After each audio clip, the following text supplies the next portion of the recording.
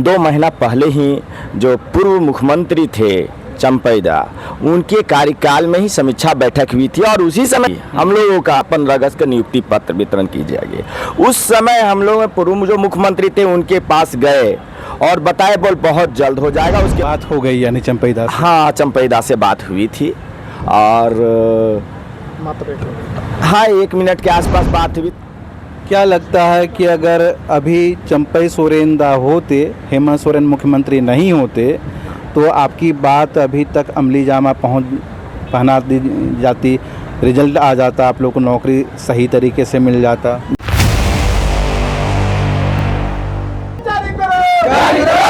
झारखंड की राजधानी रांची, राजभवन के पास ये नज़ारा है जहां पर IIT के जो अभ्यर्थी हैं अपने रिजल्ट की मांग के लिए लगातार आंदोलन कर रहे हैं। ये जो अभ्यर्थी हैं 22 जुलाई से अनिश्चितकालीन धरने पर बैठे हुए हैं। इनकी मांग है कि सरकार जल्द से जल्द इनकी परीक्षाओं का रिजल्ट जारी करे।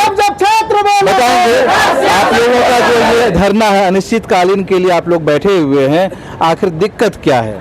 दिक्कत हम लोग का यही है कि हम लोग का एग्ज़ाम दिए हुए 9 माह हो गए हैं। हम लोग का एग्ज़ाम 27, 28, 29 नवंबर 2023 को हुआ है, लेकिन विगत अभी 9 महीने हो चुके हैं, लेकिन अभी तक से आयोग के द्वारा ना हम लोग का कॉमन मेरिट लिस्ट जारी हुआ है, ना DB का डेट प्रकाशित किया गया है। और सरकार बोलती है कि हम 15 अगस्त को ज्वाइनिंग लेटर देंगे, लेकिन किस बेसिस पर देगी सरकार? क्योंकि डायरेक्ट तो ज्वाइनिंग दी नहीं जा सकती, उससे पहले का प्रोसेस है। अब 15 अगस्त अब आने वाला है, चूँकि बहुत कम समय बचा है, अब इस सब प्रोसेस करने में भी समय लगता है, लेकिन अभी तक किसी प्रकार की अब हम लोग का कोई नोटिफिकेशन प्रकाशित नहीं हुई है। क्या नाम हुआ आपका? मेरा नाम राजीव रंजन हुआ। कहाँ से हैं? पलामू से। पलामू से हैं। आपका क्या नाम हुआ? जी, मेरा नाम हीरालाल साहा हुआ। कहाँ से हैं? हम हजारीबाग से हैं। हजारीबाग से हैं। बताएंगे कि सरकार जो है ये हड़बड़ी किस बात को लेकर कर रही है?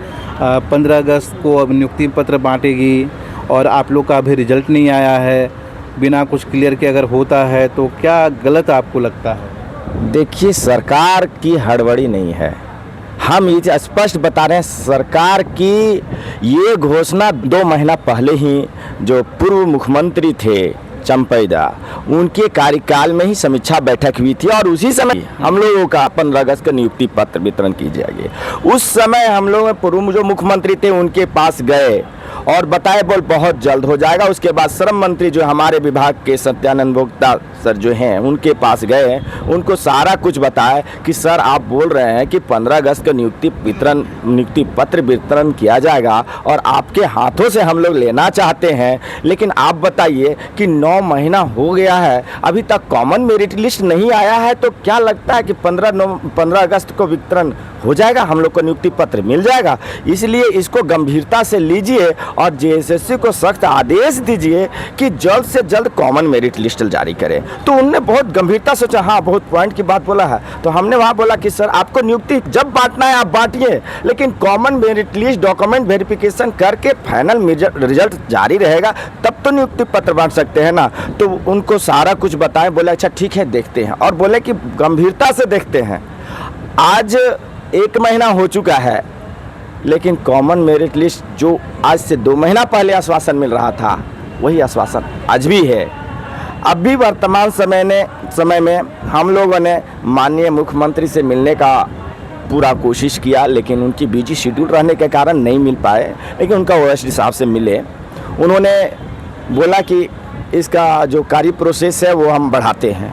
उसके बाद हमारे विनोद सिंह जो विधायक निर्दलीय हैं उनसे मिले, वो बोले कि हम सचिव से बात करके बताते हैं। उसके बाद हमारे झारखंड सरकार के मंत्री हफीजुल अंसारी सर जो हैं उनसे मिले, बोला अच्छा ठीक है हम देख लेंगे।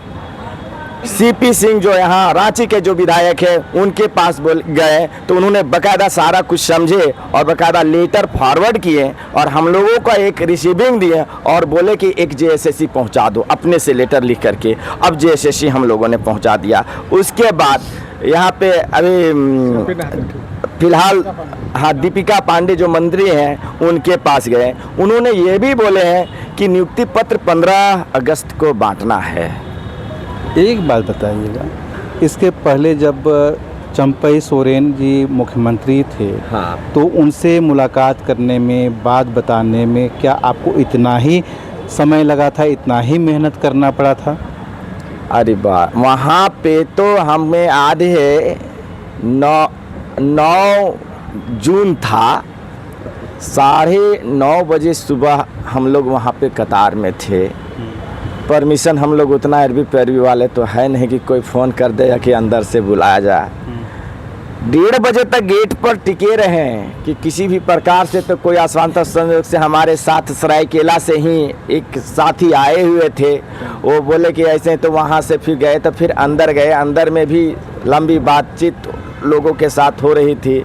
हम लोगों ने बाकायदा देखे कि सब उनकी भाषा में बात करने वाले लोगों का ज़्यादा ये होते हैं, तो हमारे साथ भी संथाली भाषा और बंगला बोलने वाले थे, तो उन्हीं के माध्यम से हम लोगों ने जो भी बात करना था उन्हीं के माध्यम से हम लोगों ने रखवाया, और वो बोले कि ठीक है देख लेते हैं। बात हो गई यानी चंपईदास? हाँ, चंपईदास से बात हुई थी, और हाँ 1 मिनट के आसपास बात हुई, तो हमें लगा कि शायद चंपईदास नहीं समझे, तब अपने मंत्री साहब के पास गए थे।